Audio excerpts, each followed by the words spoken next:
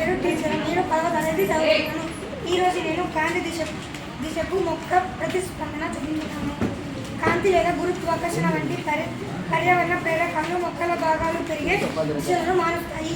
ఈ దిశాత్మకంగా లేదా అనువర్త చలనాలను ఉద్దీపన వైపు లేదా వాటి నుండి దూరంగా ఉంచవచ్చు.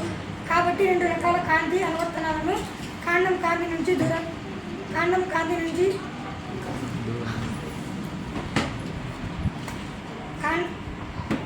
కాండం కాంతి వైపు వంగితే వేర్లు కాంతికి దూరంగా వంగడం ద్వారా ప్రతిస్పందిస్తాయి. ఇది మొక్కకు ఎలా సహాయపడుతుంది? మొక్కలు ఇతర ఉద్దీపనలను ప్రతిస్పందన కూడా అనువర్తనాన్ని చూపుతాయి. మొక్క వేర్లు ఎల్లప్పుడూ కిందకి పెరుగుతాయి. అయితే కొమ్మలు సాధారణంగా పైకి అంటే భూమి నుండి దూరంగా పెరుగుతాయి.